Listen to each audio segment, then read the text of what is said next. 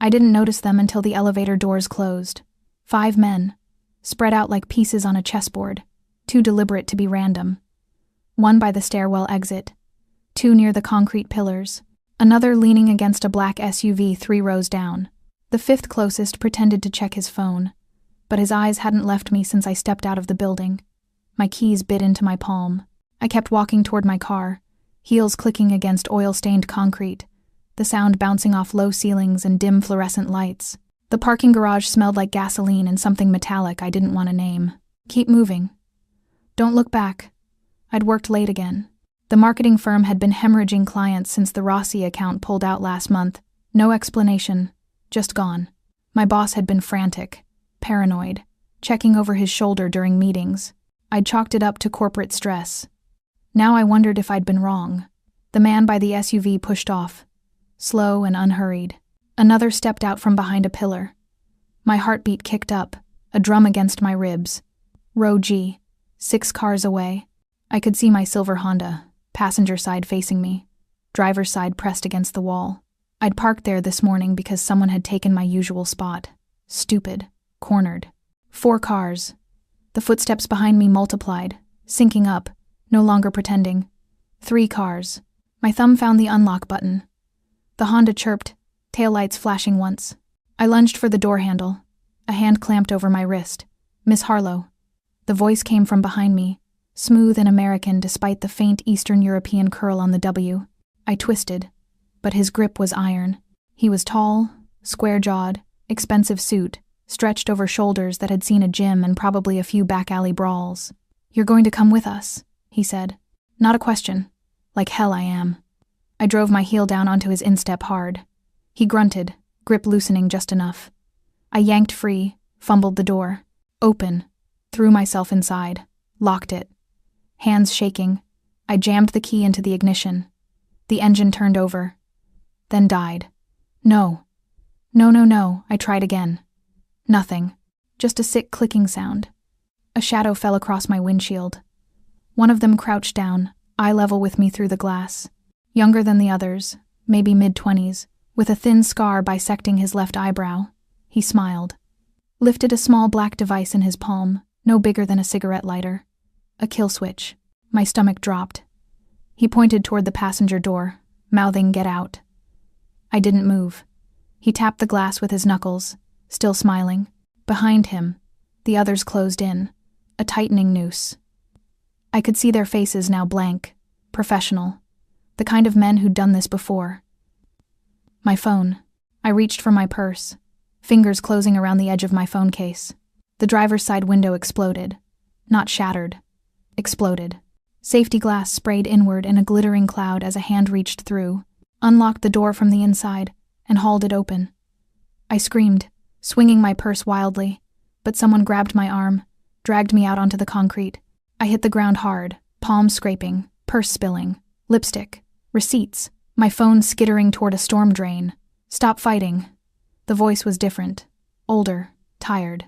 A hand fisted in my hair, yanking my head back, forcing me to look up. The man holding me had gray at his temples and dead eyes. He smelled like cigarettes and something sharper, gunpowder maybe. "You don't even know what you did," he said quietly. "That's the funny part." "I didn't..." My voice cracked. "I don't know what you're talking about. The Rossi files." He leaned closer. "You copied them." My blood went cold. "No, I had copied files. 6 weeks ago. My boss had asked me to back up client data before a server migration. Standard procedure. I'd burned everything onto an external drive, handed it over, forgotten about it. "I don't have anything." I whispered, "We know." He smiled, but it didn't reach his eyes. "That's why you're coming with us. To make sure you don't remember anything either." He nodded to the others.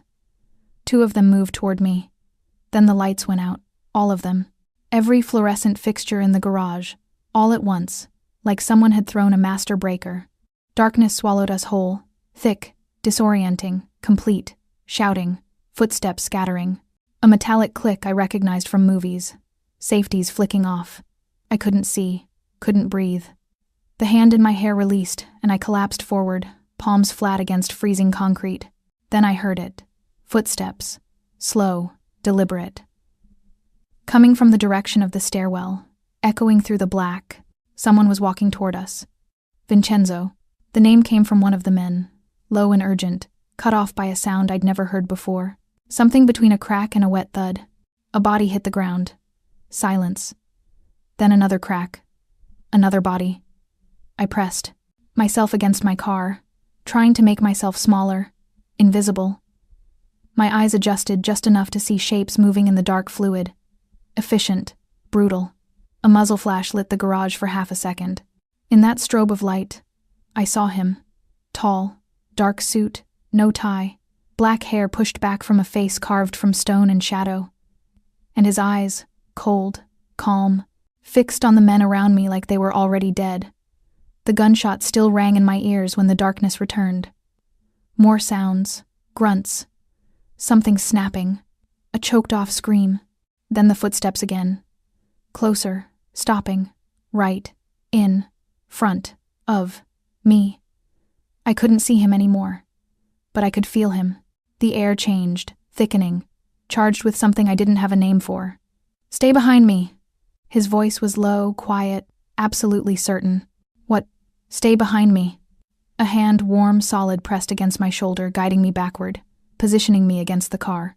Then he stepped forward, putting his body between me and the disses. Remaining men.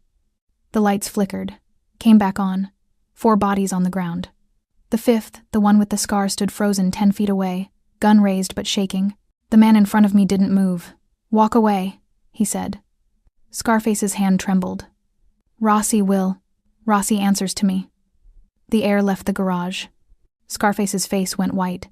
He lowered the gun, turned, ran.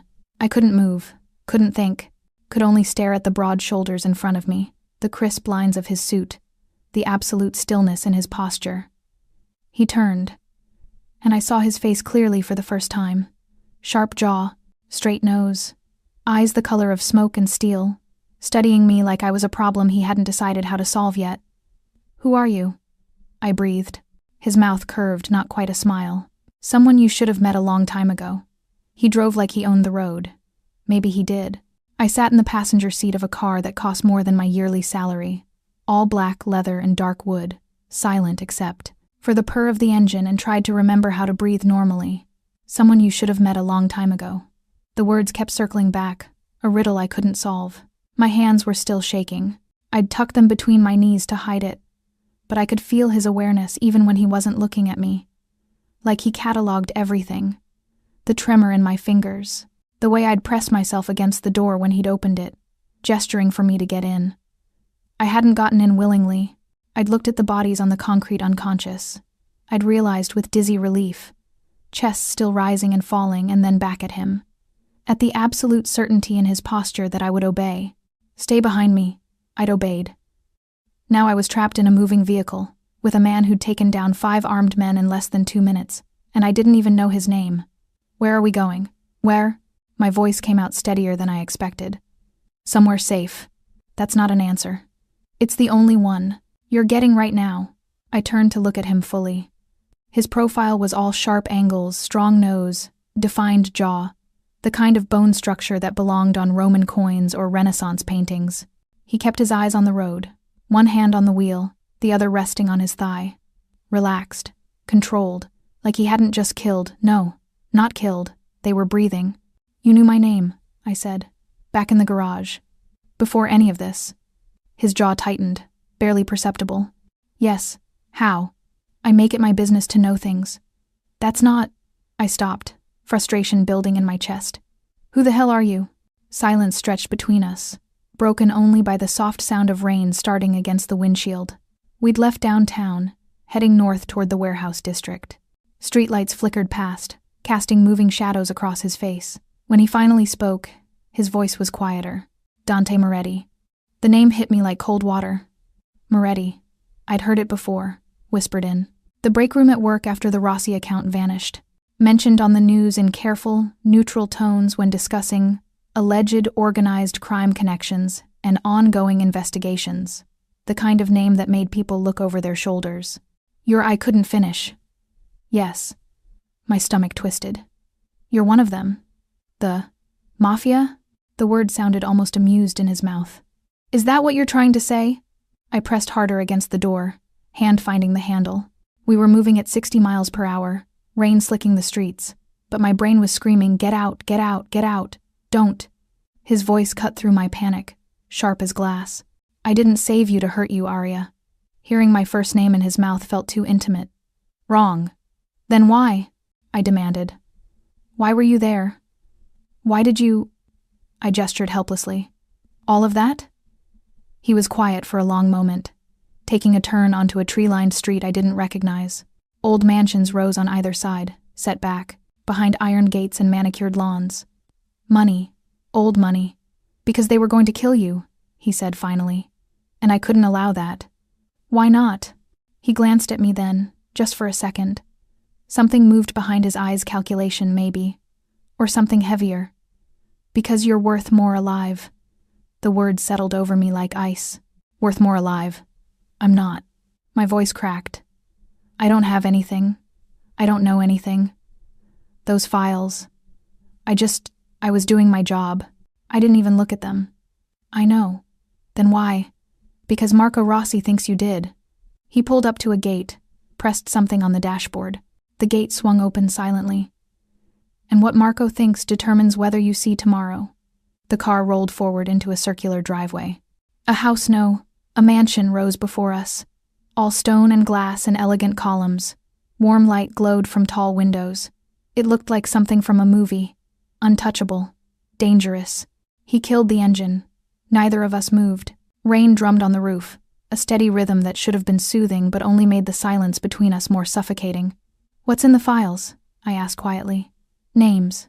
Transactions. Proof of cooperation between Rossi's operation and certain city officials. His hand flexed on the steering wheel. Proof that could destroy him. I didn't see any of that. I believe you. He turned to face me fully. But belief doesn't matter in my world. Only proof. And right now, Rossi has convinced enough people that you're a liability. So what happens now? My throat felt tight. You keep me here? Lock me up until what? Until I fix this. And if you can't? Something dangerous flickered across his face. I will. The certainty in those two words should have terrified me. Instead, I felt something else, something I didn't want to examine too closely, something that felt almost like relief. What's wrong with me? I reached for the door handle. I want to go home. His hand shot out, catching my wrist. Not rough, but firm enough to stop me. His skin was warm against mine, and I could feel my pulse jumping against his fingertips. You can't. His thumb pressed against the inside of my wrist, right over my racing heartbeat. There's a contract on you, Arya. 3 different crews hunting you. If you go home, you die. I met his eyes. Up close, they weren't just gray, they were layered. Storm clouds over steel, with something almost like regret buried underneath. How long? I whispered. His expression didn't change, but his grip tightened fractionally. As long as it takes. Then he released me, opened his door, and stepped out into the rain. I sat frozen in the passenger seat, watching him walk toward the house, confident, unhurried, absolutely certain I would follow. And God help me. I did. The house swallowed me whole. Marble floors stretched endlessly, reflecting warm light from crystal chandeliers that hung like frozen stars. Art lined the walls, real art, the kind I'd only seen in museums. Everything whispered money and power and control. Dante moved through it like a king through his castle, shrugging off his rain-dampened jacket and draping it over his arm. He didn't look back to see if I followed. He knew I would. A woman appeared from a side hallway, 50s, gray hair pulled into a severe bun, wearing black slacks and a crisp white blouse. She took his jacket without a word, her eyes sliding to me with cool assessment. Julia, prepare the east guest room. Dante's voice was different here, commanding but not cold. And bring dinner up. She needs to eat.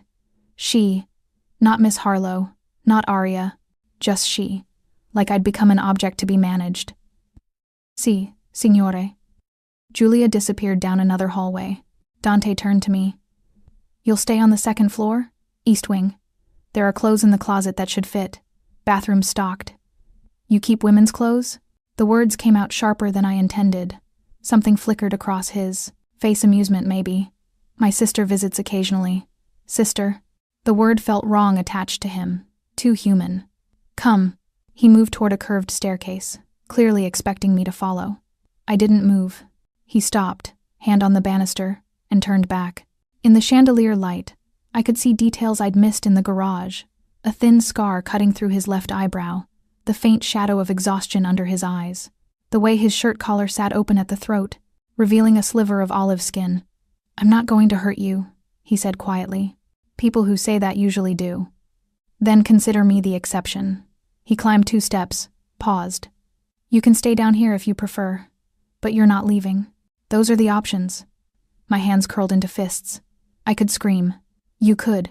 He continued up the stairs. "But there's no one to hear you except my people. And they answer to me."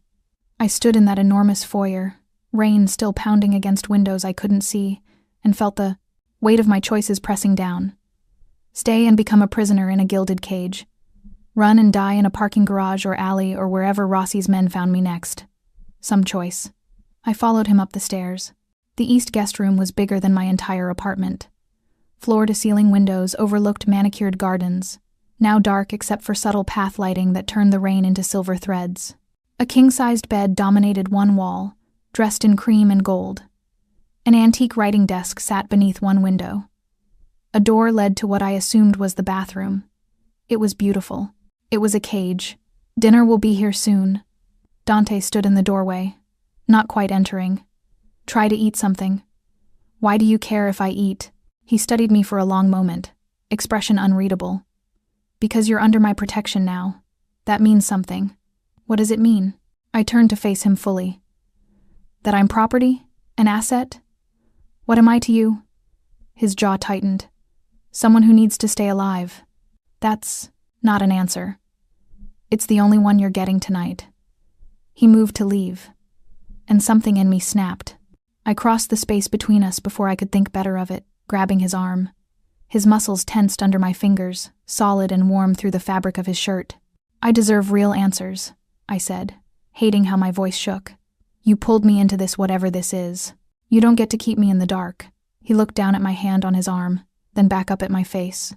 This close I could smell him rain and cedar and something darker, like smoke from a fire that wouldn't quite die. "Tomorrow," he said softly. "I'll explain tomorrow." "Why not now?" "Because right now, I need you calm, and the truth won't help with that." He gently removed my hand from his arm, but his fingers lingered on mine for a heartbeat longer than necessary. Then he stepped back into the hallway. "One more thing," he said, pausing. "Don't try to leave. There are guards. They have orders to stop you." I'd rather not have that confrontation. The door closed with a soft click. I stood frozen, staring at the polished wood, feeling tears burn behind my eyes. I wouldn't cry, wouldn't give him that. Instead, I explored.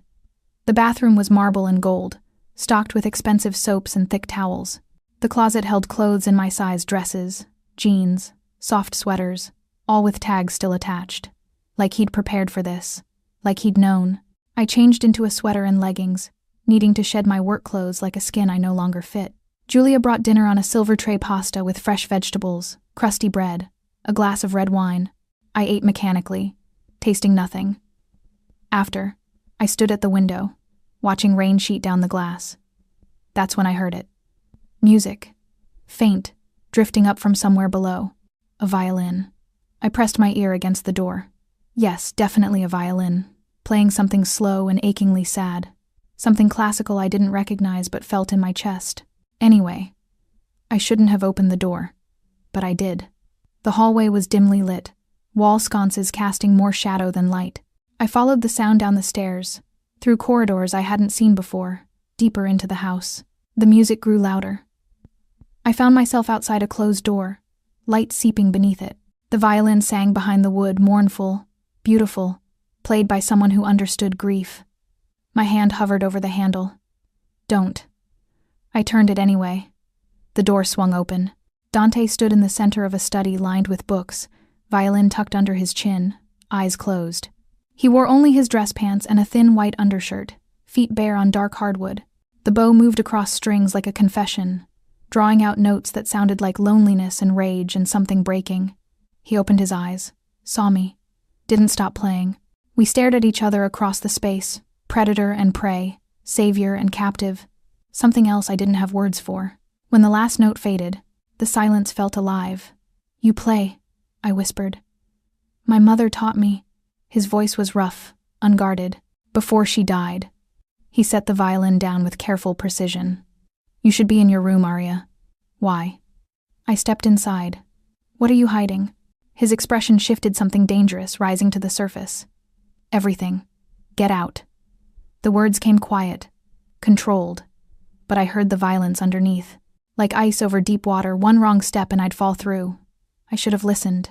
Instead, I moved further into the study, drawn by something I couldn't name.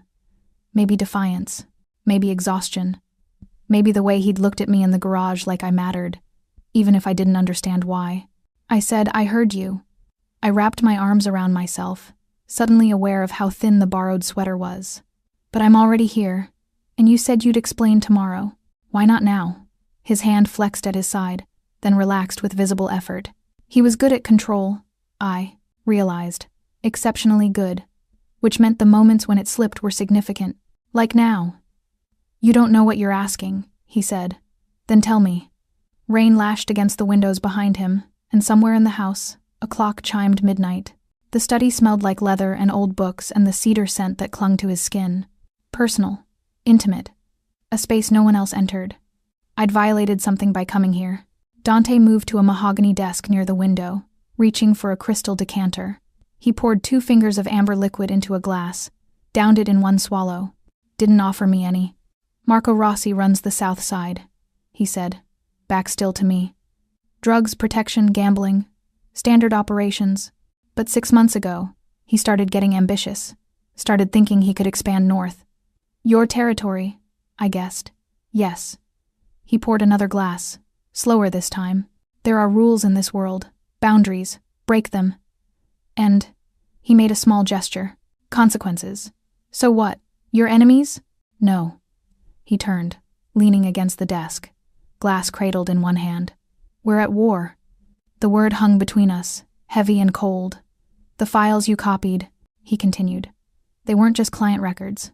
They were transaction logs.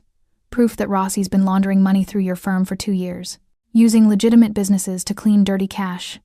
My stomach dropped. My boss is either complicit or spectacularly stupid. Dante took a slow sip. Either way, when Rossi found out about the backup drive, he panicked. Couldn't risk that information getting out. "But I gave it to my boss." I protested. "I don't have it anymore." "I know. Rossi knows. But he also knows you've seen the files, even if you didn't understand them." His eyes met mine across the dim room. "You're a witness. And witnesses don't live long in his world." I sank into a leather armchair, legs suddenly unsteady. "So he sent those men to kill you?" "Yes." The casual, the way he said it made it worse somehow. Like death was just another business transaction. "How did you know?" I asked quietly. "How did you know they'd come for me tonight?" Something shifted in his expression. He set down the glass, crossed his arms over his chest. The thin undershirt stretched across muscle and shadow, revealing more of him than the expensive suits had. More human, more dangerous. "I've had someone watching you," he admitted. "For 3 weeks. The air left my lungs." "You what?" "Since the moment Rossi's accountant disappeared." His voice remained steady, matter of fact. I knew he'd start eliminating loose ends. "You were obvious. You've been stalking me?" "I've been protecting you." He pushed off the desk, taking a step closer. "There's a difference." "No." I stood, anger flooding through the fear. "No, there isn't. You invaded my privacy, followed me, watched me, and saved your life tonight." His voice hardened. "You're welcome." I wanted to hit him, wanted to scream. Instead, I turned away, pressing my palms against my eyes. "Breathe. Just breathe." "Why?" The word came out broken. "Why do you care if I die? You don't know me." Silence stretched so long I thought he wouldn't answer. Then, "Yes, I do." I turned back slowly. He'd moved to the desk, hand resting on a silver picture frame I hadn't noticed before. He picked it up, stared at it for a long moment, then held it out to me. I crossed the space between us, took it with trembling fingers. The photograph showed 3 people. A young woman, maybe 25, with dark hair and bright eyes, laughing at the camera. Beside her, a man I didn't recognize, arm around her shoulders. And in the background, barely in frame, a younger version of Dante, maybe 16, still growing into the sharp angles of his face, but unmistakably him. My sister, Lucia, he said quietly, and her fiancé, Marco. I looked up sharply. Marco? As in, Rossi. His jaw was granite. Before he was Rossi, when he was just another kid from the neighborhood who wanted more. The pieces started clicking together in my mind, forming a picture I didn't want to see. What happened to her? His hand closed into a fist on the desk. She found out what he was, what he'd become. She was going to leave him, go to the police, tell them everything. He paused, the muscle in his jaw jumping. She died in a car accident 2 days later. Oh God. It wasn't an accident, I whispered. No. He took the frame back, set it carefully on the desk, facing out like a shrine. It wasn't. I understood then. The war, the protection, the way he'd looked at me in that garage. I look like her. It wasn't a question. He didn't answer. Didn't need to. Dante, you should go back to your room. His voice had gone flat, empty. We'll talk more tomorrow. Don't shut down on me. Not now. Go. The word cracked through the air like a whip. I flinched but held my ground. What happened to Marco after she died? Dante's eyes met mine, and for the first time, I saw the full depth of the hatred there. The kind of hatred that burned for years without consuming itself. The kind that waited. I made him a promise, he said softly, that one day I'd take everything from him. The way he took everything from me. Outside, lightning split the sky. And you think I'm how you do it? I breathed. His silence was answer enough. I didn't sleep. How could I? Knowing I was a ghost. A replacement for a dead woman in a vendetta I hadn't asked to be part of. I sat in the window seat until dawn, broke gray and cold over the gardens, replaying everything. The way Dante had looked at me in the garage, the certainty in his voice when he'd said I couldn't allow that, the photograph on his desk. I look like her. My reflection stared back at me from the rain-streaked glass, dark hair, olive skin, high cheekbones. How much did I look like Lucia? Enough that he'd been watching me for 3 weeks. Enough that he'd put himself between me and 5 armed men without hesitation. Enough that I was worth keeping alive. You're worth more alive. The words took on new meaning now. Sickening meaning. A soft knock interrupted my spiral. Signorina?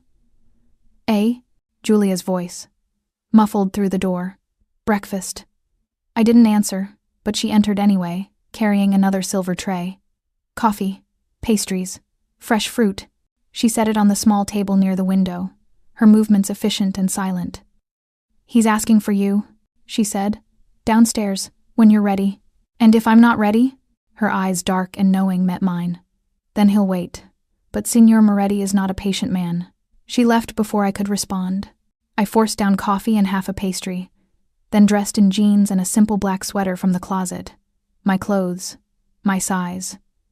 Tags cut off now, like I'd already accepted this life.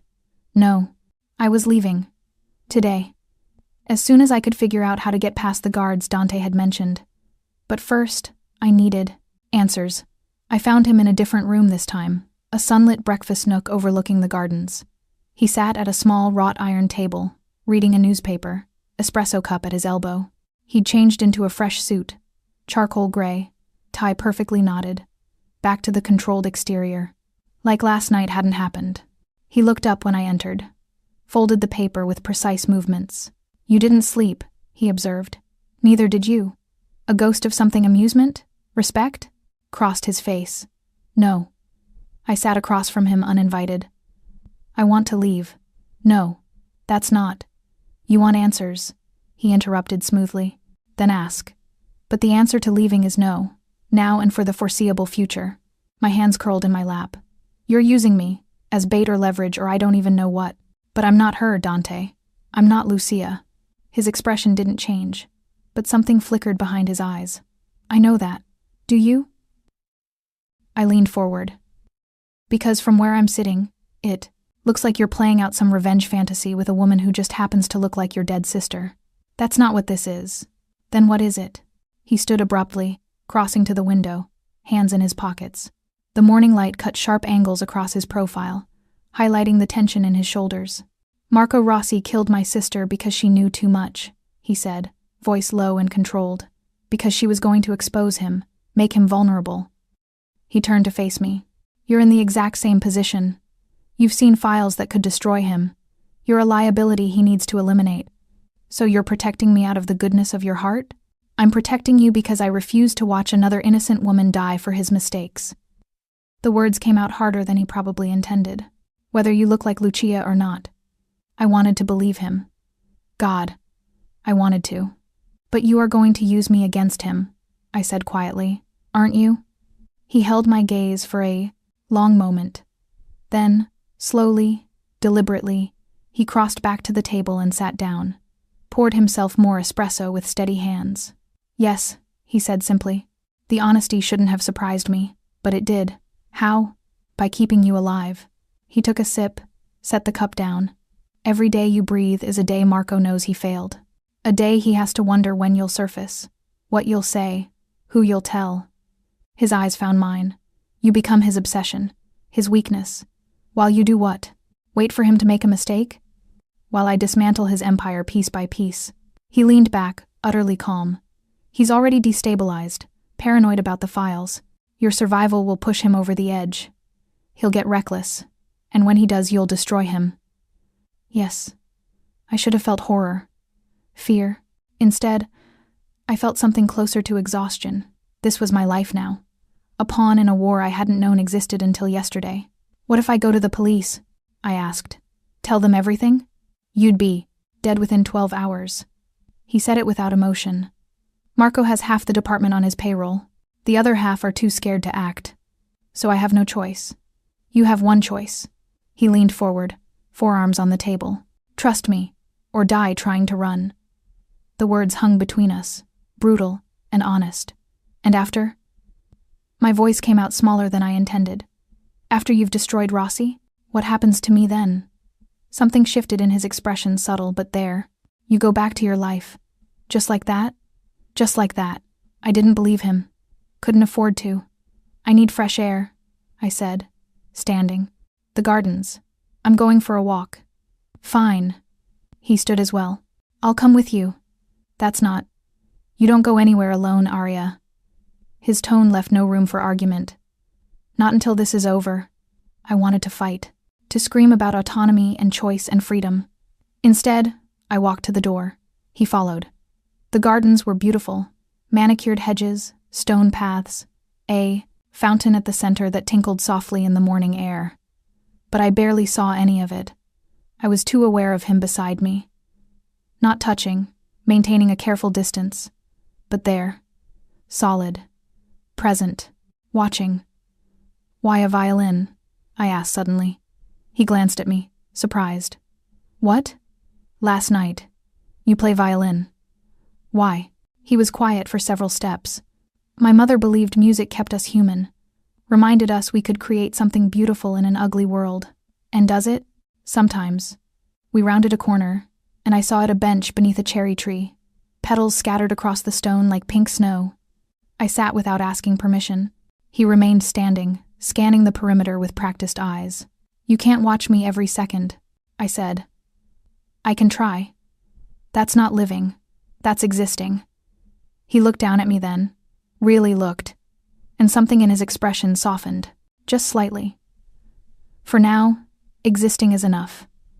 A phone buzzed. His. He pulled it from his pocket, read the screen, and his entire body went rigid. What? I stood. What is it? His eyes met mine, and for the first time, I saw genuine fear. Your apartment. Someone burned it down last night. The photographs looked like crime scene evidence. Dante's phone screen glowed between us on the kitchen table, image after image of blackened walls, melted furniture, windows blown out from heat. My apartment, or what used to be, everything I owned, gone. When? The words scraped out of my throat. 3 a.m. Dante's voice was clinical, detached. The way doctors delivered bad news. Fire department said, it started in the kitchen. Accelerant detected. Definitely arson. I stared at a photo of my bedroom, the bed frame twisted like a skeleton.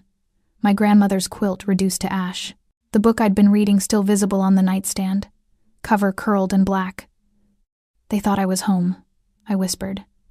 "Yes." I looked up at him. He stood with his back against the counter, arms crossed, watching me with that unreadable expression. Calculating. Always calculating. "You knew this would happen." Accusation sharpened my voice. "That's why you had me followed. That's why you were so ready last night." I suspected. Suspected? I stood so fast the chair scraped against tile. "My entire life just burned down and you suspected. If I'd known for certain, I would have moved you sooner." His composure never cracked. "I work with probabilities, Arya. Patterns. Marco's been eliminating witnesses. Your building had weak security. It was logical." "Logical." I laughed, the sound brittle and wrong. "God, do you hear yourself? You're talking about my life like it's a chess move. In this world, it is." The bluntness of it struck me like a slap. I turned away, pressing my palms against my eyes, trying to hold back tears that would only make me feel weaker. Everything. Gone. My clothes. My photos. The stupid coffee mug my best friend gave me last Christmas. The journal where I'd written down every stupid dream and fear. All of it reduced to ash and smoke. "I can replace the material things," Dante said behind me, quieter now. "Whatever you need. I don't want your money." I spun back. I want my life back. The one where I went to work and complained about deadlines and worried about normal things like rent and whether I'd remembered to water my plants. My voice broke. Not whether someone's going to burn me alive in my sleep. He didn't respond. Just watched me unravel with those storm-gray eyes. "Say something," I demanded. "Anything. What do you want me to say?" "That you're sorry. That this is temporary. That I'm not going to spend the rest of my life running from men who want me dead." He pushed off the counter, crossing the space between us in 3 strides. Suddenly, he was right there. Close enough I could see the faint shadow of stubble along his jaw. Smell cedar and something darker. Anger. Maybe.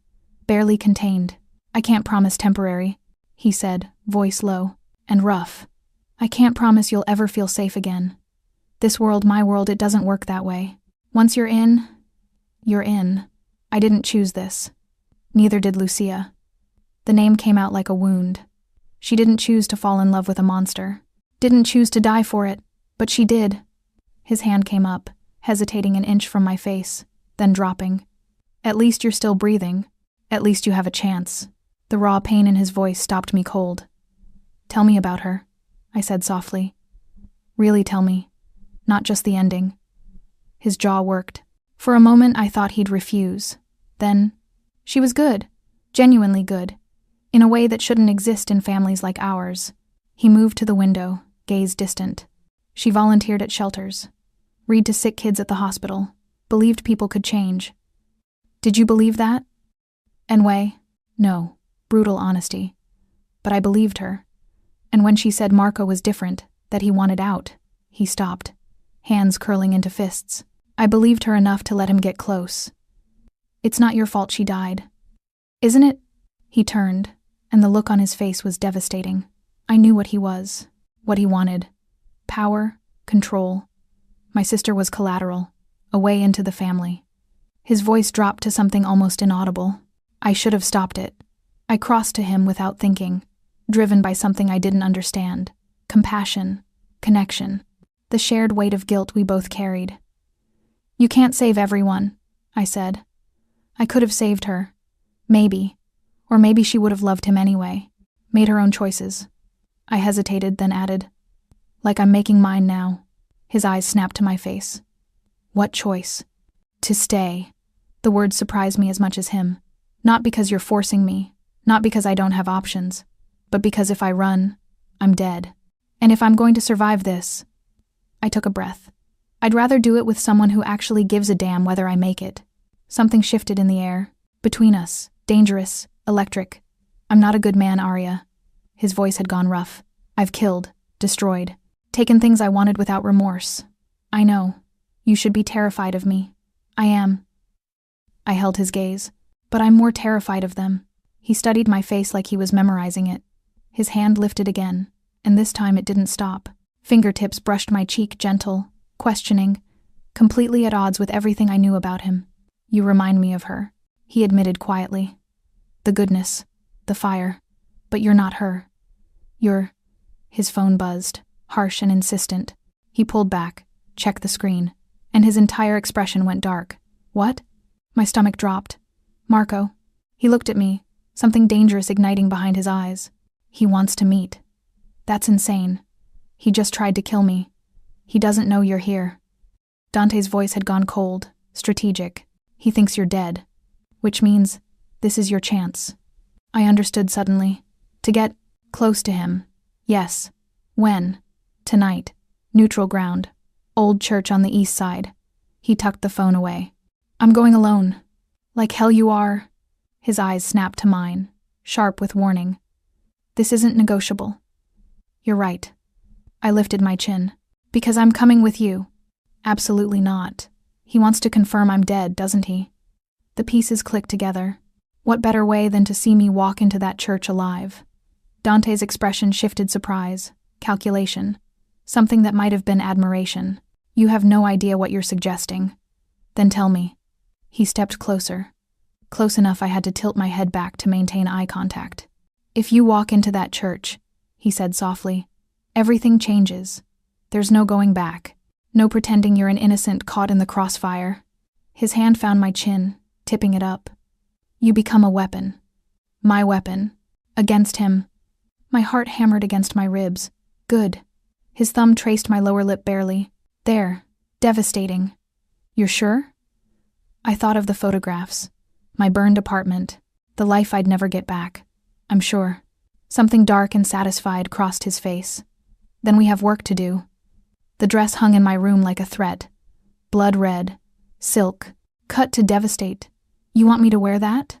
I stared at Dante standing in my doorway, his expression unreadable. I want you to look like you belong to me. He said it without inflection, like he was discussing the weather.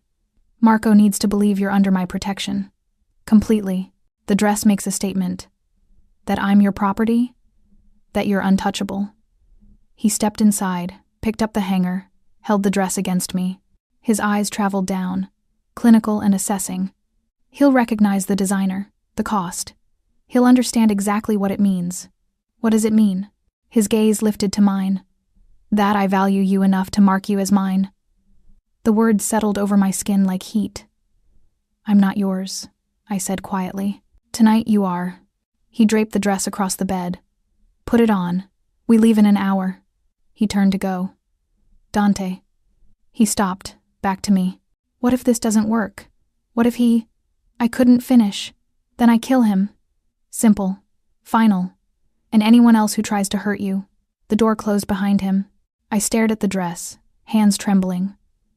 This was insane. Walking into a meeting with the man who'd tried to burn me alive, dressed like some Mafia princess, playing a role I didn't understand. You become a weapon. I picked up the dress.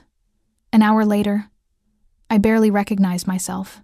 The silk clung to every curve, the neckline dipping dangerously low, the slit rising high on my thigh. Julia had appeared without being summoned, pinning my hair into an elegant twist, applying makeup with an expert hand, smoky eyes, red lips that matched the dress exactly. Bellissima, she murmured, stepping back to assess her work. He will not be able to look away. Which he? I asked. She smiled, knowing and sad. Both. A knock. Dante entered without waiting for permission. And stopped. His eyes traveled over me slowly, something dangerous flickering across his face. He'd changed to different suit, midnight blue, no tie, the top button of his shirt undone. He looked expensive, untouchable, lethal.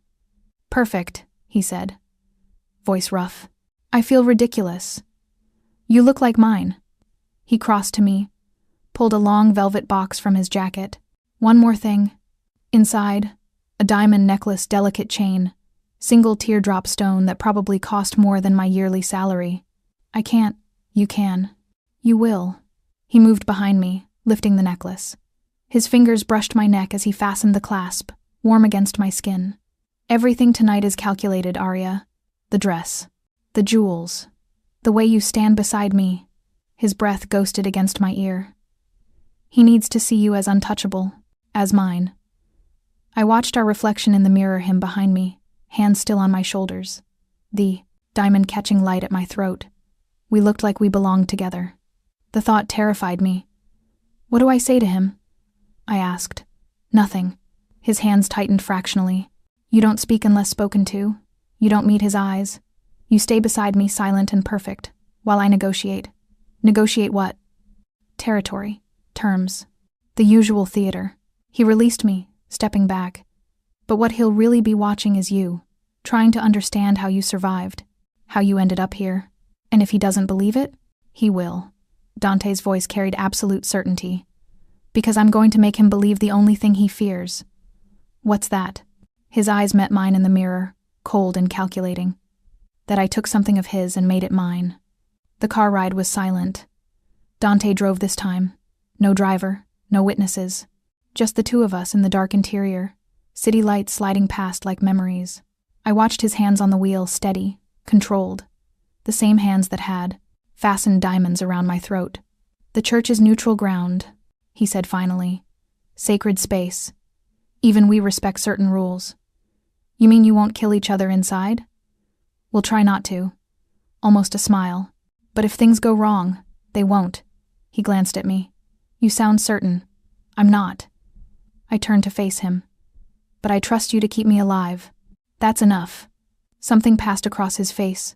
Surprise, maybe, or something deeper. "Aria, don't." I looked away. "Don't say whatever you're about to say. Not now. Not when we're driving into the lion's den wearing expensive clothes and pretending to be something we're not." "And what are we pretending to be?" I didn't answer. Because I didn't know anymore. The church rose against the night sky. Old stone, broken stained glass. Years of neglect written into every crack. Abandoned by God, if it had ever held him at all. 2 black SUVs were already parked outside. "He brought backup," I whispered. "So did I." Dante nodded toward the shadows. I looked closer, saw movement, 3 figures positioned around the perimeter. His men. "Stay close," he said, killing the engine. "Don't speak. Don't react. No matter what he says. What if? No matter what." His hand found mine in the dark, squeezed once. "Trust me." Then he was out, moving around to open my door. I stepped out into cold night air, the dress suddenly feeling like armor and exposure all at once. He offered his arm. I took it. We walked toward the church entrance together, my heels clicking against cracked stone. The door stood open, golden light spilling out into darkness. Inside, I could hear voices. Then we crossed the threshold, and I saw him. Marco Rossi stood at the altar, flanked by 2 men with guns barely concealed under their jackets.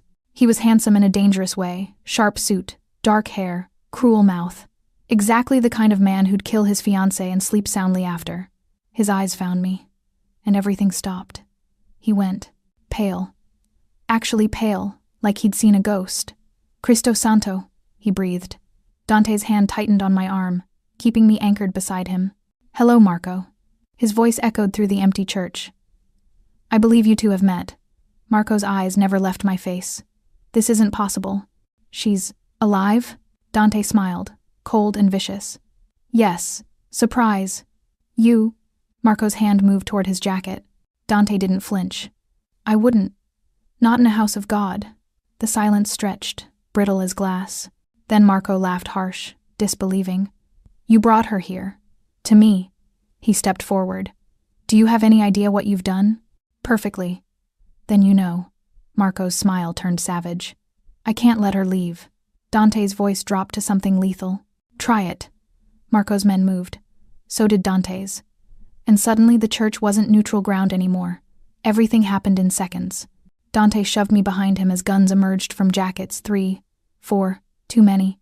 His body became a wall, between me and Marco's men, solid and immovable. "Don't," he said, voice carrying through the church like a prayer in reverse. "You fire in here, and this ends badly for everyone. You violated the truce." Marco's voice shook with rage. "You brought a dead woman into sacred ground. She was never dead." Dante's hand found mine behind his back, squeezed hard. "Your men failed. Again." The insult landed like a slap. Marco's face flushed dark. "I'll finish it now. And start a war you can't win?" Dante took a step forward, pulling me with him. "Look around, Marco. My men have positions on every exit. Your reinforcements are already neutralized.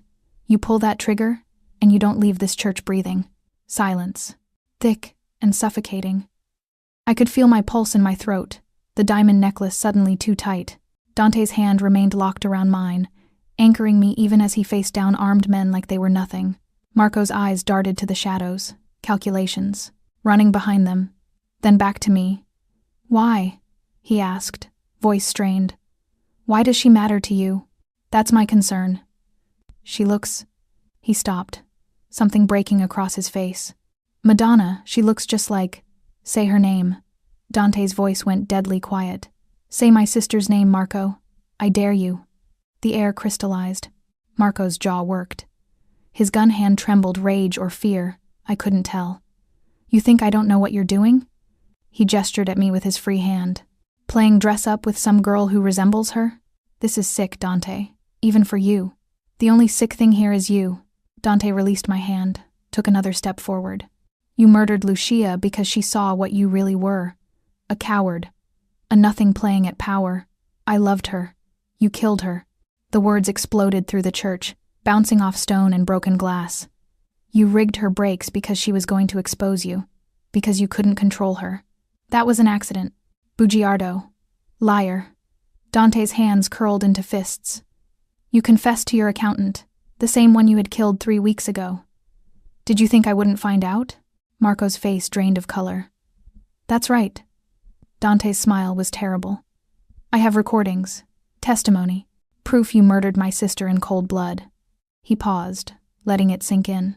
"The only reason you're still breathing is because I wanted to watch you realize it first. You have nothing. I have everything." Dante pulled a phone from his pocket, held it up. "One call to the commission, and they'll know exactly what you are. A sister killer. The families will tear you apart themselves." The gun in Marco's hand wavered. "Why?" His voice cracked. "Why bring her here? Why play these games?" "Because I wanted you to see." Dante's voice dropped to something almost gentle, more dangerous than rage. "I wanted you to see what you could have had, what you destroyed. And I wanted you to know that this time—" He looked back, at me, then to Marco. "I'm not letting you take anything else from me." The words hit me like electricity. Anything else from me. Not just Lucia. Me. Marco saw it too. Understanding dawned across his face, ugly and knowing. "Dio," he breathed. "You actually care about her. Lower your weapons," Dante said instead of answering. "And walk away. Tonight, you walk away. So you can what? Keep her? Play house with Lucia's ghost? So you can live." Dante's voice carried no emotion now. "Tomorrow, the commission receives my evidence. What happens after that is up to them. But tonight," he gestured toward the door, "you leave, and you pray I'm feeling merciful when they come for you." Marco's men exchanged glances, uncertainty rippling through them. "Boss," one started. "Shut up." Marco's eyes never left Dante's face. "This isn't over." "Yes," Dante said quietly. "It is." For a long moment no one moved. The church held its breath, all of us suspended between violence and surrender. Then Marco lowered his gun. His men followed suit, slowly, reluctantly. "You'll regret this," Marco said, backing toward the door. "Keeping her alive. It makes you weak. Get out." Marco looked at me one last time, something ugly twisting his features. "She'll end up just like Lucia. You know that, right? Everything you touch turns to ash." Dante moved so fast I barely saw it.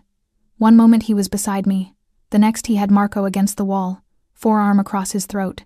"If you come near her," he said, voice barely above a whisper, "if you even think about her, I won't wait for the commission.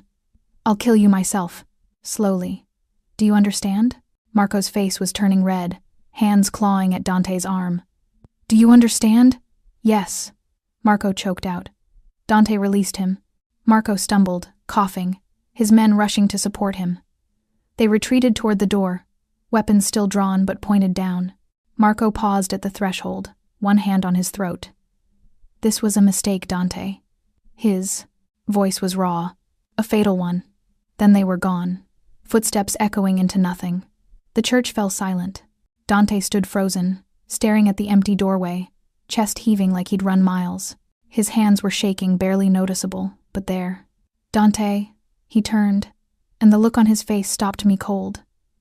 Not anger, Not triumph. Fear. We need to leave, he said hoarsely.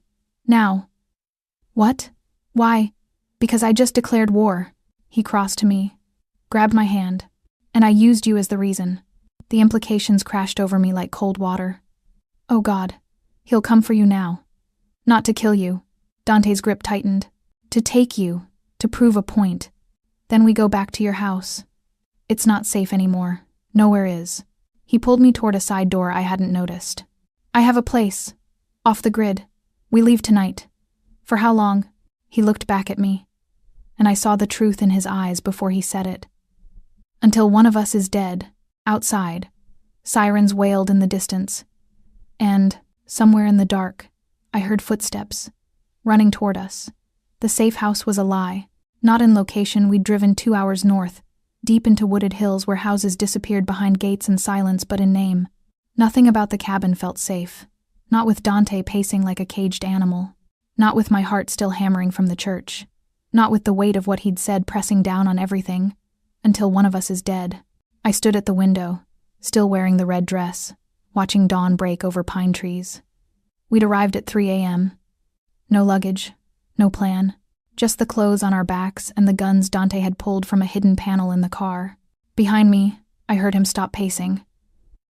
You should sleep, he said. So should you. I can't. I turned. He'd shed his jacket hours ago, rolled up his sleeves. The expensive veneer was cracking, showing the man underneath exhausted, wired, dangerous in a way that had nothing to do with violence. What you said in the church. My voice came out steadier than I felt. About not letting him take anything else from you. You meant, don't. He ran a hand through his hair, destroying its perfect styling. Don't ask me to explain that. Why not? Because I don't have a good answer. He moved to the small kitchen, poured whiskey into a glass with shaking hands. Because everything I do makes sense until it involves you. The admission hung between us. I remind you of her, I said quietly. That's all this is. No. The glass slammed onto the counter. Stop saying that. Stop hiding behind my dead sister like she's the only reason I... He stopped himself, jaw clenching. The only reason you what? He stared at me across the small space, something raw and desperate in his eyes. The only reason I'd burn my entire world down to keep you breathing. The words stole the air from my lungs. Dante, you think I don't know how insane this is? He laughed, bitter and broken. I've known you for 3 days. 3 days, Arya. I shouldn't care if you live or die. You should be another casualty in a war that's been going on for years. He moved closer, and I saw the fractures in his control. But every time I look at you, every time you say my name... He stopped inches away, close enough I could feel the heat radiating off him. What? I breathed. I forget why I'm supposed to stay away. My heart slammed against my ribs. Maybe you're not supposed to. Yes, I am. But his hand came up, fingers tracing the line of my jaw with devastating gentleness. I destroy everything I touch. Marco was right about that. Lucia died because of me. My father died because I wasn't smart enough. Everyone who gets close to me ends up, I'm still here. For now. His thumb brushed my lower lip. But how long before you're just another ghost I carry? I caught his hand, pressed it flat against my cheek, then stopped carrying them alone. Something broke in his expression. The control he'd maintained for days, maybe years, cracking like ice under pressure. You don't know what you're asking. Yes, I do. I stepped closer, closing the last distance between us. I'm asking you to let me in. Stop treating me like I'm fragile. Stop protecting me from you. I'm not protecting you from me. His voice dropped to something raw. I'm protecting you from what I'll do to keep you. Show me. His eyes searched mine, looking for doubt, for fear. Finding neither. Then his mouth was on mine. Not gentle, not careful, desperate and claiming, and everything he'd been holding back for 3 days. His hands fisted in my hair, tilting my head back, and I opened for him, meeting his hunger with my own. The kiss tasted like whiskey and violence and something darker, possession, maybe, or surrender. I couldn't tell which. His hands found my waist, pulling me flush against him. The red dress was too thin, too revealing. Nothing between us but silk and intention. I gasped against his mouth, and he swallowed the sound, backing me against the wall. Tell me to stop. His lips moved down my throat, teeth scraping the sensitive skin there. Tell me this is insane. It is insane, I managed, hands fisting in his shirt. Don't stop. He pulled back, just enough to look at me. His eyes were storm dark, pupils blown wide. If I don't stop now, his voice was wrecked. If I take this further, then don't stop. I pulled him back to me. Don't you dare stop. Something in him broke completely. His mouth found mine again, harder this time, more certain. His hands slid down my sides, finding the slit in the dress, fingers burning against bare thigh. I arched into him, every nerve ending on fire. Then his phone buzzed. Once, twice, insistent. He ignored it, lips moving to my collarbone, the hollow of my throat where the diamond still rested. It buzzed again. Dante. Ignore it. It could be. He pulled back with a curse, grabbing the phone from his pocket. Read the screen. And went absolutely still. What? Ice flooded my veins. What is it? He looked at me, and I saw genuine fear in his eyes. It's Marco. His voice was hollow. He has my sister's grave. I didn't understand. What do you mean he has? He dug her up. Dante's hand shook so badly he nearly dropped the phone. He sent a photo. He's Cristo, he has her body. Horror crawled up my spine. Why would he? Because he knows it's the one thing that will make me come. Dante was already moving, grabbing his jacket, checking his gun. He's at the cemetery, alone. Says if I want her back, I come now, without backup. It's a trap. I know. He looked at me, something terrible and final in his expression. But I have to go anyway. Then I'm coming with you. No. He crossed to me, gripped my shoulders. You stay here. Door locked, gun loaded. Don't open for anyone but me. Dante, please. I can't protect both of you. His forehead pressed against mine. And if something happens, if he gets past me, nothing's going to happen. You don't know that. Neither do you. He kissed me once more, hard and desperate and goodbye. Then he was gone. I stood in the empty cabin, still tasting him on my lips, and knew with absolute certainty he wasn't coming back, not alive, unless I did something. I found the spare gun in the kitchen drawer where he'd hidden it, checked the clip, and walked out into the dawn. The cemetery was older than the city itself. Crumbling headstones tilted at broken angles, names worn smooth by a century of rain. Morning mist clung to the ground like restless spirits. And somewhere in the distance, a crow called out sharp and accusatory. I found them in the oldest section, where Moretti family markers rose like small monuments to the dead. Dante stood 20 feet from an open grave, gun at his side, body coiled tight. Marco faced him across the disturbed earth, 2 men flanking him, and between them, a casket, pulled from the ground, lid, half open. I couldn't see inside from where I crouched behind a mausoleum, but I saw Dante's face, saw the devastation there, barely contained beneath the mask he wore. You sick bastard, Dante said, voice carrying across the graveyard. Marco smiled. Just proving a point. What point? That you're insane? That she was always mine? Marco gestured to the casket. Even in death. Even now. And you whole? He laughed, ugly and sharp. You brought her replacement, as if a living copy could erase what I did. You want absolution? Dante took a step forward. There isn't any. Not for this. I don't want absolution. Marco's gun came up, aimed at Dante's chest. I want you to understand what it feels like. To lose everything. To watch it burn. Then shoot me. Dante spread his arms wide. Right here. Over her grave. Poetic. Even for you. Oh, I will. Marco's smile widened. But not yet. First, you're going to tell me where you hid the girl. Every muscle in my body locked. She's gone, Dante said. Far from here. You'll never find her. You underestimate my resources. And you underestimate my willingness to die before I tell you anything. Marco studied him for a long moment. Then he nodded to one of his men. The man moved to the casket, reached inside. Don't. Dante's voice cracked. Marco, please, tell me where she is. No. The man pulled out something wrapped in rotted fabric. Even from my hiding spot, I could see Dante's face drain of color. Still so protective, Marco mused. Even after all these years. You know, Lucia asked about you. At the end. He paused, savoring the cruelty. She said, tell Dante I'm sorry. Sorry for loving me. Sorry for breaking your heart. Stop, Sorry for choosing me over her own family. She never chose you. Dante's hands shook. She was leaving. You killed her before she could. Details. Marco's gun never wavered. The point is, she's dead. Has been for 5 years. And you're still here, trying to save girls who look like her. It's pathetic, Dante. You're pathetic. Something inside me snapped. I stepped out from behind the mausoleum, gun raised, hands steadier than they should have been. He's not pathetic. My voice cut through the morning air. He's the only good thing in this rotten world you built. Every head turned. Dante's face went white. Arya, drop the gun, Marco.